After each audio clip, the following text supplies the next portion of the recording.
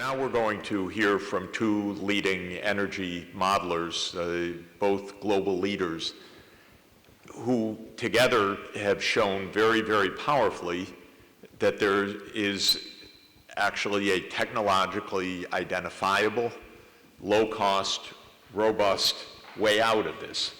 And so as much as we have the drama, we also have solutions. And we'll turn now to Christian Breyer and Jim Williams. I don't know how you're going to coordinate the two of you. First, Jim will start.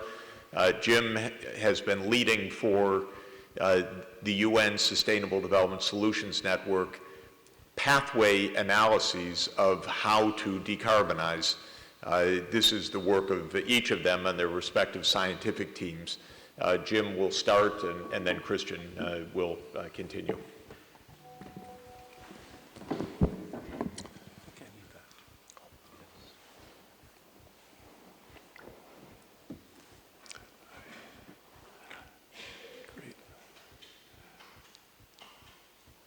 That is Christian's slides.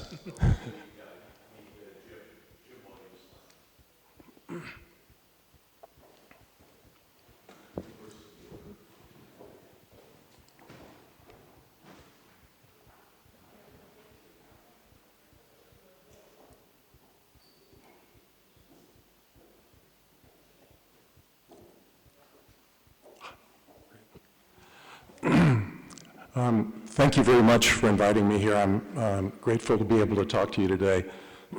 You've heard from Dr. Hansen why it's so important to mitigate climate change and how ambitious our emission reduction efforts need to be. The obvious next question is, what do we need to do to get rapidly to zero or negative net emissions while maintaining a robust economy and meeting sustainable development goals? Let's see. My clicker ain't clicking. Oh, I see. Went the wrong direction. Got it. I'm going to share with you some results from detailed analytical studies that examine this question. This work is being done by many researchers in many countries, including my colleague, Christian Breyer here. I'll talk about a few points from studies that I've been involved in, which include the Deep Decarbonization Pathways Project, a collaborative effort by research teams from the 16 highest emitting countries that was initiated by Dr. Sachs, and a successor project, the Deep Decarbonization Pathways for Latin America and the Caribbean, sponsored by the Inter-American Development Bank, and a number of detailed state and regional studies in North America. These studies have been used in national and state level policy and by business organizations, utility companies, and NGOs. In all of our studies, detailed analysis shows that it's technically feasible to deeply decarbonize, relying only on technologies that are already commercial or near commercial.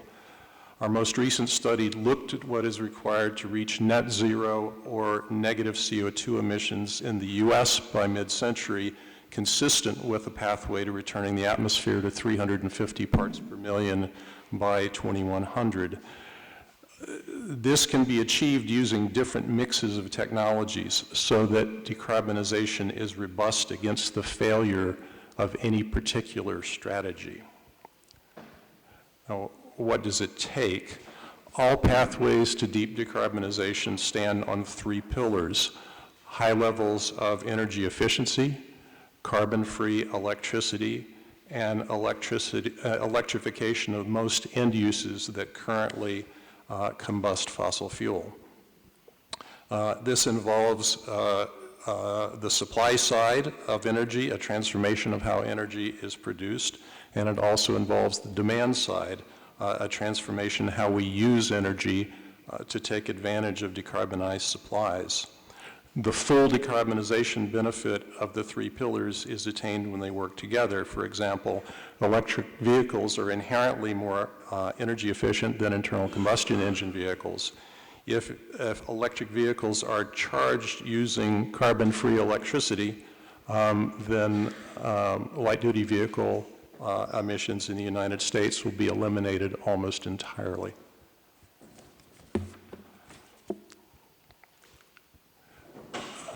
Whatever technological approaches are pursued, they need to be based on the three pillars. And this allows us to identify general benchmarks that tell us where we need to be at a given point in time to reach our emissions goals, regardless of the particular strategy. For example, there are many different technological pathways to decarbonizing electric power generation. It could be based on renewables or on nuclear power or on carbon capture and storage. Regardless, we know that by mid-century, for the US, for example, electricity generation will need to roughly double while emissions are almost entirely eliminated. A fourth pillar that will be needed to stay well below prudent levels is carbon dioxide capture, utilization, and sequestration, both technologically and in ecosystems. This is not an alternative to the most aggressive possible decarbonization measures in all other areas. It is additional to them.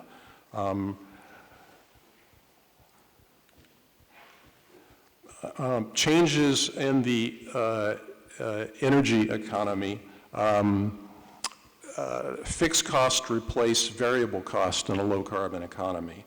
The bulk of energy system costs are investment in low carbon and efficient technology and infrastructure, which may have higher capital costs than the fossil alternative. For example, building a wind farm or buying an electric vehicle versus building a coal plant or buying an internal combustion car may have an incremental capital cost, but reduces or eliminates fossil fuel-related emissions and cost. Put another way, the energy economy of decarbonization involves large upfront capital costs paid for with fuel savings in the long term. There is a potential capital cost hurdle in the short to medium term if overall cost of ownership, even if overall cost of ownership is lower. This makes access to inexpensive and abundant capital critical for increasing the adoption rate of low carbon technologies. Low carbon technologies have low operating costs but high fixed costs, and so for renewable energy it amounts in a sense to prepaying for your electricity. Because of the high fixed cost, low carbon technologies are more sensitive to financing cost. High financing costs can be a barrier for low carbon infrastructure, especially in developing countries. So low cost finance in developing countries may require policy-driven mechanisms like loan guarantees or renewable energy bank.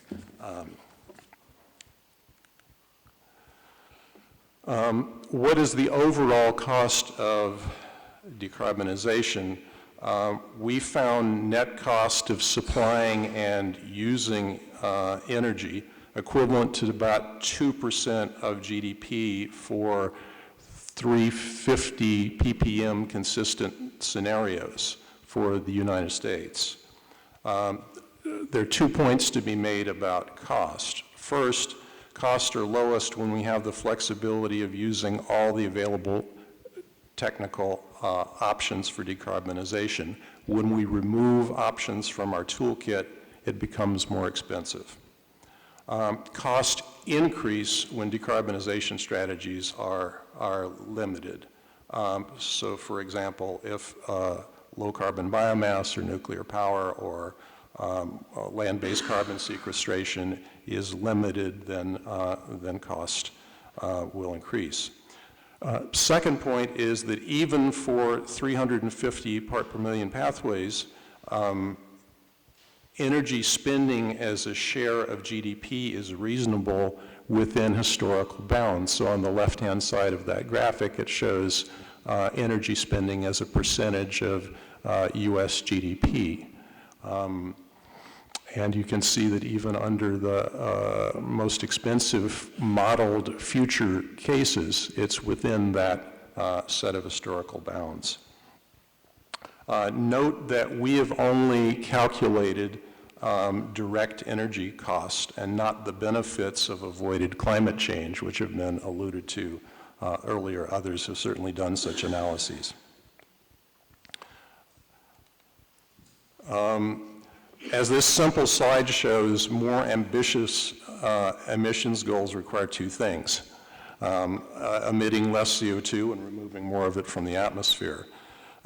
Doing these things generally makes more ambitious goals more costly. For example, 2-degree scenarios, or sometimes called 80% by 2050 scenarios, we find to have a net cost of about 1% of GDP in the US as opposed to 2%. And there are three drivers of increased cost with increased ambition of emissions targets.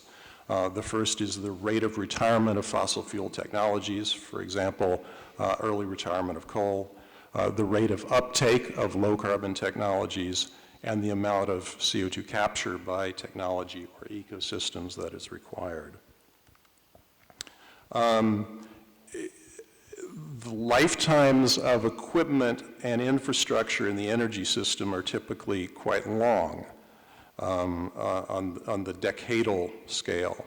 If you don't replace high carbon technologies with low carbon technologies when you have a chance, you will end up either locking in high carbon emissions or having to retire high emitting equipment early and stranding investments. In order to keep costs low, we need to incorporate future carbon consequences in current investment decisions. Keeping costs low also involves planning and coordination of investment across sectors, which is not something that is typically done. So here's an example of planning for electricity systems with high levels of renewable energy. It requires planning for both periods of under-generation and over-generation of wind and solar. So in this graphic, it shows for 1 week in the year 2050 in the western region of the United States, electricity generation each day, and the yellow things that look like thumbnails are periods of very high solar generation. Below that is a demand side that makes economic use of the very high levels of solar generation, where the blue colors are basically flexible forms of demand that make use of the generation. A key economic strategy for overgeneration is synthetic fuel production, from electrolysis of water to produce hydrogen, and adding carbon from CO2 capture. This has two benefits: balancing the electricity system and producing a net zero carbon fuel for applications that are hard to electrify, such as aviation. While it is unquestionably within the means and the moral scope of rich countries to rapidly decarbonize, a key for developing country adoption of low carbon technologies lies in rapid cost declines. And the key to this, in turn, at least one, is large production scale and the benefits of learning by doing, cost declines associated with large scale. We've already seen this in the case of photovoltaics, driven largely by German incentive policies and Chinese manufacturing. Similar trajectories are needed to make other low-carbon technologies more affordable for developing countries. This graphic is from the Deep Decarbonization Pathways Project, and what it shows on the left-hand side is for low-carbon power generation. We took all of the cost estimates from the analyses of the different countries for their low-carbon generation, simply added them up. And on the right-hand side, we took the same amount of power generation and equipment requirements and applied a learning curve associated with the associated level production, and it shows that the cost would come down by a factor of about 2. So that is essential for affordability. So in summary, net zero carbon emissions by mid-century is technically feasible. Decarbonization is built on the 3 pillars of energy efficiency, electrification, and carbon-free electricity.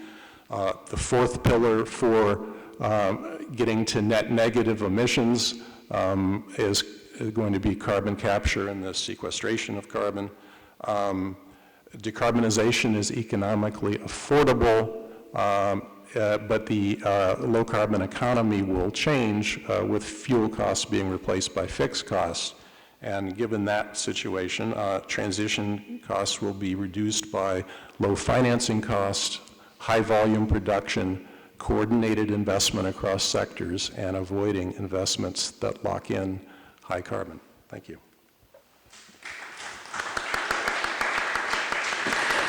Jim, thank you very much. Just to put a couple points of clarification, this reference to 350 parts per million or 400 parts per million or 450 parts per million of CO2 is based on the idea of the long-term relationship between the CO2 concentration and temperature.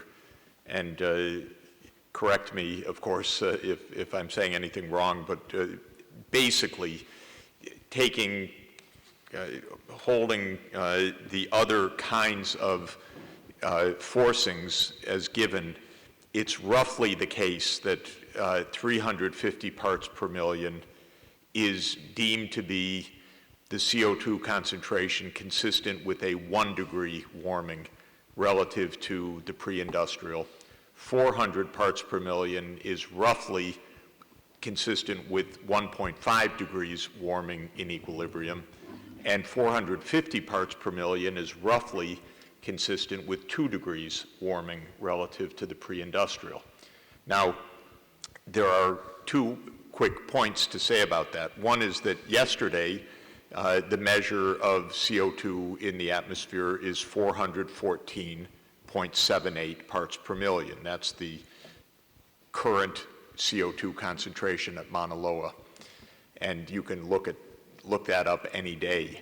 We're already above the 1.5 degree C equilibrium.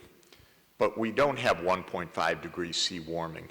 And there are 2 reasons for that. One is that the warming is still taking place because the oceans are still warming up to be consistent with the emissions that we've already had. So we have built-in warming still to go, even if we stopped emissions now. Second, it's not only CO2 that's the forcing. Of course, it's the other greenhouse gases, but also some kinds of aerosols that have a net cooling effect.